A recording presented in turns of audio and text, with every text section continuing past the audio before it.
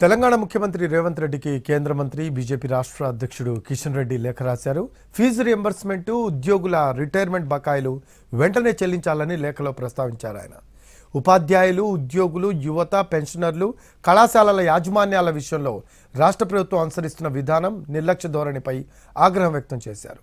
14 నెలల కాంగ్రెస్ పాలనలో ఆయా వర్గాలేవి సంతృప్తిగా లేరు అనే ఎన్నికల్లో ఇచ్చిన హామీలను సైతం ఉద్దేశపూర్వకంగానే నీరుగారుస్తున్నారని విమర్శించారు. ఆయన ప్రజలకు దక్కాల్సిన న్యాయమైన హక్కులను కాలరాస్తున్నారన్న కిషన్ రెడ్డి ఆఖరుకు ఉద్యోగులకు, పెన్షనర్లకు రొటీన్గా అందాల్సిన చెల్లింపులను, రిటైర్మెంట్ బెనిఫిట్స్ను కూడా చెల్లించకుండా జాప్యం చేయడాన్ని తప్పుపట్టారు.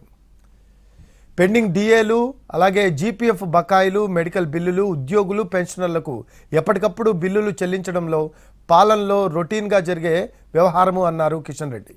కానీ వాటిని కూడా ప్రభుత్వం చెల్లించకపోవడంతో ఉద్యోగ, ఉపాధ్యాయులకు 8,200 కోట్లు బకాయిలు ఉన్నాయని అన్నారు. ఉద్యోగ, ఉపాధ్యాయ, పెన్షనర్లపై ప్రభుత్వం అనుసరిస్తున్న నిర్లక్ష్యానికి ఇంతకంటే నిదర్శనం ఏం కావాలని ప్రశ్నించారు. ఆయన బిల్లుల చెల్లింపుల్లో జరుగుతున్న జాప్యం కారణంగా కాలేజీల నిర్వహణ భారమైంది అన్నారు కిషన్ రెడ్డి. ఇప్పటికే 10ల సంఖ్యలో కాలేజీలు మూతపడ్డాయన్న ఆయన 90% కాలేజీ యాజమాన్యాలు సిబ్బందికి జీతాలు ఇవ్వలేక మూతపడుతున్నాయని అన్నారు.